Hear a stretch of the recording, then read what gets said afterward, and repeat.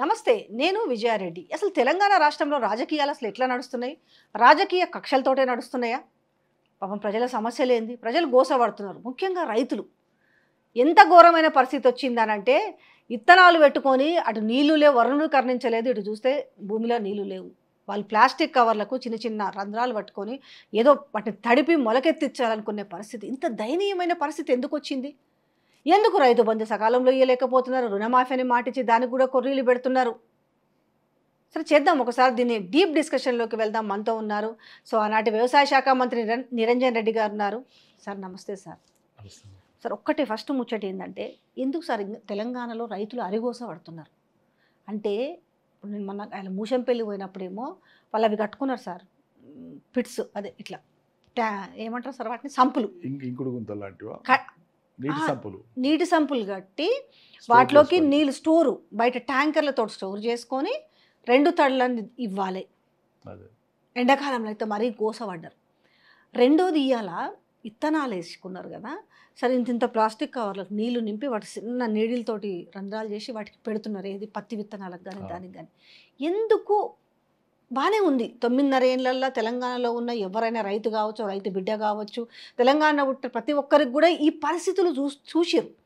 ఎందుకు ఇప్పుడు ఈ 6 నెలల్లోనే ఇంత గోస ఎందుకు పడుతున్నారు? అసలు కారణం ఏంది? రాజకీయం అనే మాటలు పక్కన పెడితే వాస్తవాలు పరిశీలిస్తే ఏం చెప్పదలుచుకున్నారు మీరు? అంటే రాజకీయాలకు మాత్రమే ప్రాధాన్యత ఇచ్చి ప్రజాజీవనం మీద శ్రద్ధ చూపించకపోవడము, లేదా శ్రద్ధ చూపించాలనేటువంటి ఆ కన్విక్షన్ వాళ్ళకి లేకపోవడం అనేటువంటిది ప్రధాన కారణంగా నేను చూస్తాను. మనసుంటే మార్గాలు ఉంటాయని పెద్దలు చెప్తారు. మనసుంటే మార్గాలు ఉంటాయి. అధికారంలోకి వచ్చిన వెనువెంటనే చేయాల్సిన పని ఏంటి? ఎన్నికలు జరిగింది నవంబర్ 30, ఫలితాలు వచ్చి కొత్త ప్రభుత్వం కొలువు తీరింది డిసెంబర్ 9 తారీఖు.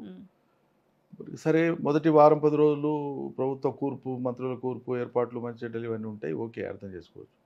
కుర్చీ మీద కూర్చున్నాక తక్షణం చేయాల్సిన పరిస్థితి ఏంటి? సీజన్ పోతే వచ్చేది కాదు. ఆ సీజన్లో జరగాల్సిన పనుల మీద తక్షణం శ్రద్ధ పెట్టాలి. అప్పుడు ఏం సీజన్ నడుస్తుంది? యాసంగికి సంబంధించినటువంటి సీజన్. వానకాలం సీజన్ వస్తుంది, యాసంగి ప్రారంభమవుతుంది.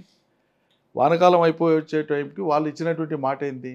అవి ఏమేమి అమలు కావాలి, ఏమేమి చేయాలి, దాని మీద కసరత్తు ఏం చేయాలి, రాష్ట్రంలో ఉండేటువంటి రిజర్వాయర్లలో ఎక్కడెక్కడ ఎన్ని నీళ్లు ఉన్నాయి, యాసంగి పంటలకు ఏవి సరిపోతాయి, ఏవి సరిపోవు, ఎక్కడ ఏం పంటలు వేయాలి, ఇక్కడ ఏమి వద్దు, రైతాంగానికి ఏం చెప్పాలి. కొత్త సర్కారు వచ్చినప్పుడు కోటి ఆశలతో వచ్చింది. తప్పకుండా మునుపటి కంటే మేలు చేస్తారని చెప్పి ప్రజలు నమ్మారు. చేస్తారా చేయరా అనేది తర్వాత విషయం. నమ్మకం. ఆ నమ్మకంతోనే కదా వాళ్ళని గెలిపించింది.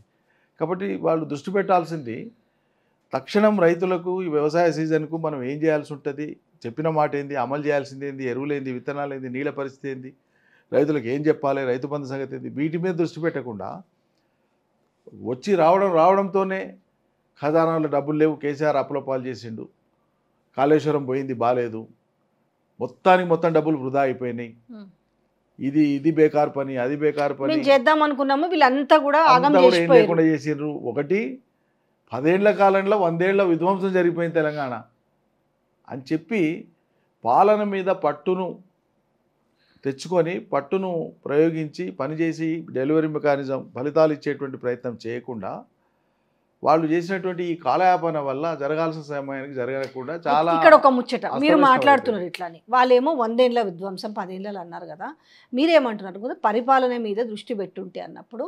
సరే, ఇక్కడ రేవంత్ రెడ్డి అనేవాడే ఒక కొత్త సరే మినిస్ట్రీకి కావచ్చు, ఆయన డైరెక్ట్ ముఖ్యమంత్రి అయినాడు. ఇంతకుముందు ఏది చూడకుండానే ఓన్లీ ఎమ్మెల్యే నుంచి డైరెక్ట్ అయినాడు.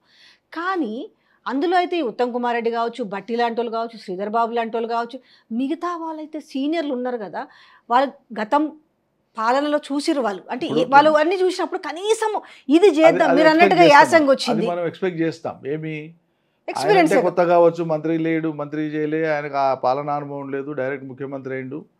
మరి వీళ్ళందరూ అనుభవస్తులే ఉన్నారు కదా, మరి వీళ్ళ సారథ్యంలో పనులు జరగాలి కదా అని ఎవరైనా ఆశిస్తాం. నేను కూడా ఆశిస్తా. కానీ అక్కడ ఏంటంటే వీళ్ళందరినీ ఉత్తుత్త మంత్రులను చేసి తను మాత్రమే బాహుబలిని నిరూపించుకునే ప్రయత్నం రేవంత్ రెడ్డి డే 1 నుంచి చేస్తున్నాడు. అట్లుంటదా జాతీయ పార్టీలో? అదే జరుగుతుంది. అదంటే మీరు మొన్నటిదాకా మీ పార్టీలు ఉంటది అన్న విషయం నేను ఇక్కడ విడంబర్ చెప్తానండి విజయ్ గారు. కాంగ్రెస్ పార్టీలో నేను గత 40-50 ఏళ్ళుగా విద్యార్థి దశ నుంచి రాజకీయాల్ని బయట నుంచి చూసి ఒక 20-25 ఏళ్ల నుంచి ప్రత్యక్షంగా లోపల నుంచి చూస్తున్నటువంటి వ్యక్తిగా నాకు అవగతమైంది, అర్థమైంది. కాంగ్రెస్లో బయట నుంచి చూసేటువంటి ఒక రాజకీయవాదిగా.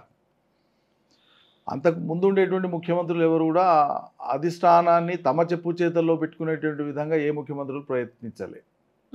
అధిష్టానాన్ని మెప్పించుకుంటే చాలనుకున్నారు, లేదా వాళ్ళతో ప్రసన్నత పొందితే చాలనుకొని పరిపాలన సాగించారు. వాళ్ళ గుడ్ లుక్స్లో ఉన్నంతకాలం ముఖ్యమంత్రులు ఉన్నారు, గుడ్ లుక్స్లో అయినప్పుడు దిగిపోమంటే దిగిపోయారు. రాజీనామా చేసి ఇంకోని కూర్చోబెడదామంటే సరే అన్నారు. కానీ రాజశేఖర రెడ్డి గారు ముఖ్యమంత్రి అయిన తర్వాత, మొదటిసారి ముఖ్యమంత్రి అయినాక, రెండోసారి ముఖ్యమంత్రి అయినాక, మొదటిసారి ముఖ్యమంత్రి అయినాక ఆయన పాలన మీద పట్టు బిగించుకుంటూనే ఆనాడు ఉన్నటువంటి ప్రత్యేక పరిస్థితులలో కేంద్రంలో యూపీఏ ప్రభుత్వం అధికారంలోకి రావడానికి ఉమ్మడి ఆంధ్రప్రదేశ్ రాష్ట్రం కీలకమైనటువంటిది. అధిక సీట్లు ఇక్కడి నుంచే గెలిపించి ఇచ్చినారు. ఆనాడు తెలంగాణలో టీఆర్ఎస్ పొత్తయింది. దీని మూలంగా ఆంధ్రప్రదేశ్ రాష్ట్రంలో కూడా కాంగ్రెస్ గెలవడానికి అవకాశం ఏర్పడింది. కాంగ్రెస్కు ఒక హవా ఏర్పడింది. వీటన్నిటికీ రాజశేఖర రెడ్డి కారణము. క్షేత్రస్థాయిలో కూడా రాజశేఖర రెడ్డికి ఆ పట్టు వచ్చిందనే భావన ఉంది రాజకీయ వర్గాలు. ప్రజలలో ఉన్న అభిమానం మనకు అది కూడా తెలియజేస్తుంది. కాబట్టి ఒకసారి రాజశేఖర రెడ్డి గారు ఆ స్థితి తెచ్చినాక కాంగ్రెస్ పార్టీకి, కేంద్రంలో ఆనాడు ఉన్నటువంటి యూపీఏ ప్రభుత్వం కానీ, సోనియా గాంధీ గారు కానీ, కాంగ్రెస్ సీనియర్లు కానీ, దిగ్గజాలు కానీ అందరూ కూడా రాజశేఖర రెడ్డి ఏం చెప్తే అదే శాసనం అనేటువంటి పద్ధతిలో రాష్ట్ర కాంగ్రెస్ అధినేత, ముఖ్యమంత్రి, పిసిసి అధ్యక్షుడు ఉన్న ఆయన చెప్పిందే అధిష్టానం పాటించింది తప్పిస్తే అధిష్టానం ప్రత్యామ్నాయంగా ఇంకోరి వైపు చూడలే. బహుశా తక్కువ అనుభవమే కావచ్చు కానీ రేవంత్ రెడ్డి ఈ విషయంలో రాజశేఖర రెడ్డిని ఆదర్శంగా తీసుకున్నాడని నేను అనుకుంటున్నాను. అందుకే డే వన్ నుంచి ఆయన ఏం చేసిండు, పూర్వం నుంచి అధిష్టానానికి చాలా ఇష్టమైనటువంటి వ్యక్తులుగా ఉండేటువంటి ఉత్తమ్ కుమార్ రెడ్డి భట్టి లాంటి వాళ్ళని కూడా వాళ్ళ మాట నడవకుండా టికెట్ల కేటాయింపు నుంచి ఇవాళ పాలన వరకు కూడా వాళ్ళను ఉత్తుత్తి మనుషులు చేసి పడేసిండు. మన కళ్ళ ముందు కనిపిస్తుంది. ఏకంగా క్యాబినెట్ డెసిషన్ అయిన తర్వాత ఎవరేం మాట్లాడినా ప్రామాణికం కాదు, అధికారికంగా వీళ్ళిద్దరు మంత్రులు మాట్లాడింది మాత్రమే ప్రభుత్వ విధానం అని ప్రకటించేసింది. నా మాట శాసనం. నేను ఏమంటున్నానంటే, ఒక ప్రభుత్వానికి తమ నిర్ణయాలను వెలువరించడానికి, క్యాబినెట్ నిర్ణయాలను వెలువరించడానికి ఎవరినో ఆథరైజ్ చేయడం ఆనవాయితీ. ఎవరని చెప్తారు క్యాబినెట్ అయిపోయినాక, ఆ రోజు క్యాబినెట్లో ఉన్న మంత్రి ఎవరైనా ఎవరు వచ్చి ఈ మంత్రివర్గ నిర్ణయాలు ఇవన్నీ ప్రజలకు విశదీకరించి చెప్తారు, లేదా ఐఎన్పిఆర్ మినిస్టర్ అనే చెప్తాడు, వాట్ ఎవర్ ఇట్ ఈస్, లేదా ఒకరిద్దరిని డెలిగేట్ చేయొచ్చు.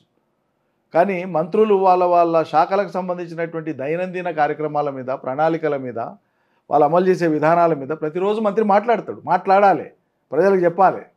కానీ వాళ్ళు ఏమైంది, పరోక్షంగా వీళ్ళందరి నోళ్ళకు తాళాలు వేసేసినాడు రేవంత్ రెడ్డి. ఈ రాష్ట్ర మంత్రులు తాము ఏం మాట్లాడితే సబబో ఏం మాట్లాడితే సబబు కాదో తెలియని ఒక అనిశ్చితి క్రియేట్ చేసిండు. ఎందుకు క్రియేట్ చేసిండు అంటే, రేవంత్ రెడ్డి ఏం చెప్తే అది కేంద్రం నమ్ముతుంది, వాళ్ళ కేంద్ర కాంగ్రెస్ నమ్ముతుంది అనేటువంటి ఒక ఇంప్రెషన్ ఆయన క్రియేట్ చేసుకోగలిగిండు. నిన్న జీవన్ రెడ్డి గారి ఎపిసోడ్ చూడండి. జీవన్ రెడ్డి గారు రాష్ట్రంలో కాంగ్రెస్ దిగ్గజాలలో జానారెడ్డి గారి తర్వాత జీవన్ రెడ్డి గారే సీనియర్ అని అందరూ అనుకుంటారు.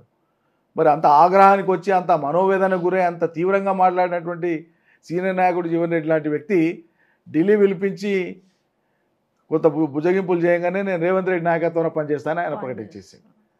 కాబట్టి వీళ్ళందరూ కూడా మంత్రులుగా ఉన్నా కూడా నేను వాళ్ళకు ఉండే ప్రజ్ఞాపాఠవాలను, తెలివితేటలను, లేకుంటే వాళ్ళ అనుభవాలను నేను చిన్నగా చేసి చూపను. కానీ వాళ్ళకి కలిగినటువంటి పరిస్థితి చూస్తే ఎవరికైనా అర్థమవుతుంది. కానీ ఇందులో ఒకటి కూడా ఉండొచ్చు. ఎందుకంటే డిసెంబర్ 9కే ఏమన్నారు, రుణమాఫీ చేస్తాం, తెచ్చుకోరు అన్నాడు. అంటే అన్నీ నువ్వే కదా చెప్పింది, కానీ ఇలా చూద్దాం, నాటకం ఆడుతున్నంతసేపు ఆడని, దాని తర్వాత కథ ఏందో చూద్దామని మాకెందుకు వచ్చిన లొల్లి అనేసి ఇట్లా కూడా సపోర్ట్ చేయకుండా ఉన్నారని కూడా అనుకోవచ్చా? ఒక కోణం అది కూడా ఉంటుంది.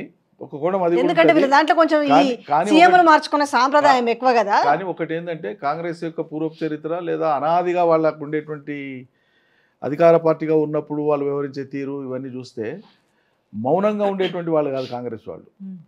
100 రకాలుగా మాట్లాడి వాళ్ళకు నినాదం ఉంటుంది. నువ్వు 100 మాట్లాడు, కాంగ్రెస్లో ఉన్న నాయకుల్ని తిట్టు, పరస్పరం ఘర్షణ చేసుకో, మీరు దాడులు చేసుకో, ఏమన్నా చేసుకోండి, ఆఖరిగా జై కాంగ్రెస్ జై సోనియా అంటే చాలు, బారాకుని మాఫ్ అంటారు, వాళ్ళే చెప్తారు ఈ మాట. కాబట్టి అంత ఓవర్ ఇంటర్నల్ డెమోక్రసీ కలిగిన పార్టీగా కాంగ్రెస్ను తమకు తాము అభివర్ణించుకుంటుంది, కాంగ్రెస్ శ్రేణులు అభివర్ణించుకుంటారు. అట్లా ఉండేటువంటి స్థితిలో వీళ్ళు ఇంత మౌనంగా ఉండడం అంటే ఏదేదో వీళ్ళు వ్యూహాత్మకంగా మౌనంగా ఉంటున్నారని నేను అనుకోవట్లేదు. ఖచ్చితంగా దీని ఎఫెక్టు ముఖ్యమంత్రి గారు రేవంత్ రెడ్డి తాను కాంగ్రెస్ పార్టీలో తక్కువ సమయంలో ఆయన చేజిక్కించుకున్నటువంటి ఆ పట్టు అయితే ఉందో అదే కారణమని నేను భావిస్తున్నాను.